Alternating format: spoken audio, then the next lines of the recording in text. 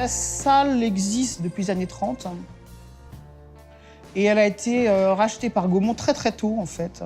Elle a eu pour nom successif Montrouge Palace. Ensuite, ça s'est appelé Gaumont Sud, avant le Gaumont Alésia. Et donc, c'était une salle unique, assez impressionnante. Sur les photographies, on voit une architecture assez révolutionnaire à l'époque, parce qu'en fait, toute la structure du bâtiment a des arches en béton, comme des fers à cheval, en fait, qui entouraient le volume principal de la salle. Il devait y avoir une mezzanine, un balcon. Et dans les années 70, la salle a été coupée en deux et redécoupée après. La dernière rénovation légère date de 2004. Il n'y a pas eu de travaux de structure. Changement de fauteuil, de moquette, peinture, réagencement du hall, mais pas plus. Alésia, c'est un cinéma de quartier, alors qu'effectivement, l'artère est une artère d'entrée de Paris importante, puisque c'est un axe rouge. Le lieu est un lieu de passage, mais si vous prenez la rue d'Alésia, il y a une vraie vie de quartier. Mouton du Vernet, tout ce quartier est plutôt agréable et c'est vraiment un cinéma pour les habitants du quartier.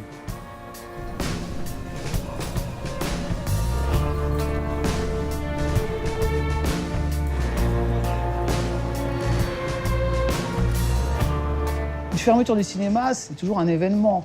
Dans certains cas, quand c'est une fermeture définitive, c'est un événement triste. Là, non, parce que c'est le préambule à un renouveau. On casse presque tout pour reconstruire, pour s'adapter aux normes d'aujourd'hui, de confort, aux qualités de projection. Aujourd'hui, ces vieux bâtiments, on ne peut plus en faire grand-chose. On ne peut plus se contenter, comme on l'a fait pendant un certain temps, de les repeindre.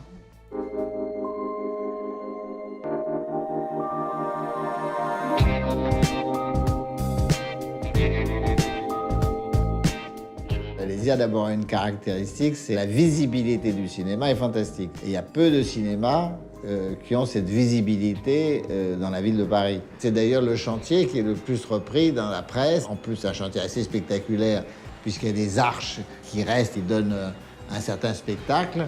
Et il y a un spectacle pendant la construction et il y aura un spectacle après.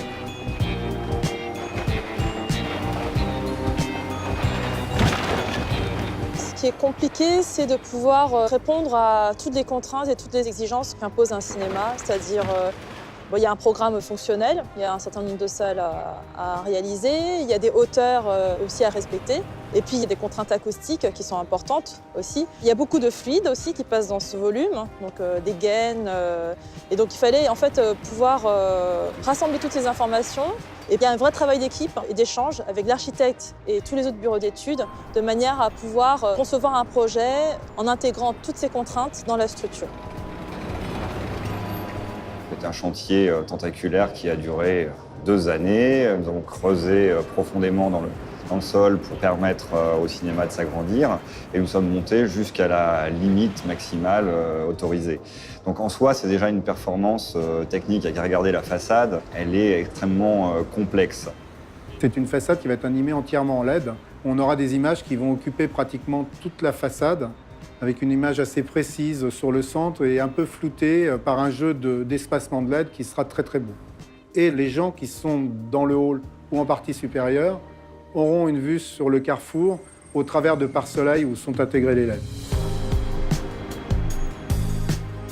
Ça sera un cinéma qui, d'extérieur, va être extraordinairement spectaculaire. Et Emmanuel Grottan, l'architecte, a trouvé un volume à l'intérieur. Il aura un lieu de vie intérieur très spectaculaire.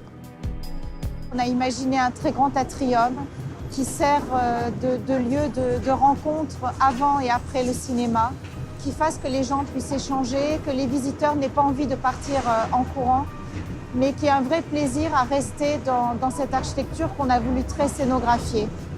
Et je voulais que la couleur dans les espaces communs ne soit donnée que par des choses mobiles, que par du multimédia.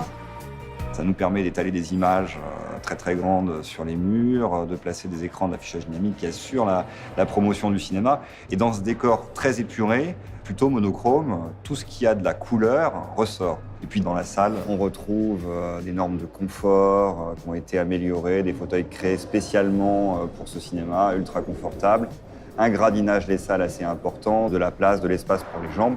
Et côté image et côté son, une salle en projection 4K et une salle Atmos qui est le son immersif et qui permet véritablement d'être enveloppé par ce qui jaillit de l'écran. Et en fait, j'aimerais vraiment que le public, en venant dans ce type de cinéma, il réacquiert l'émotion qu'il peut avoir quand il va voir vraiment un film magnifique, dans un lieu magnifique. Je pense qu'on est préparé de manière différente quand l'architecture est très belle. Elle vous prépare à voir le film comme une magnifique œuvre d'art. Et c'est ça que j'aimerais atteindre. Historiquement, il y a eu une époque où il y a eu de très très belles salles de cinéma faites par des très grands architectes avec des très grands décorateurs. Et cette période a disparu.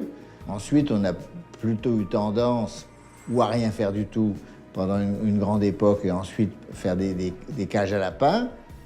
Je pense qu'aujourd'hui, il y a une nécessité et c'est dans une certaine mesure le retour de l'architecture pour faire des cinémas. Je pense qu'en ville, c'est juste indispensable.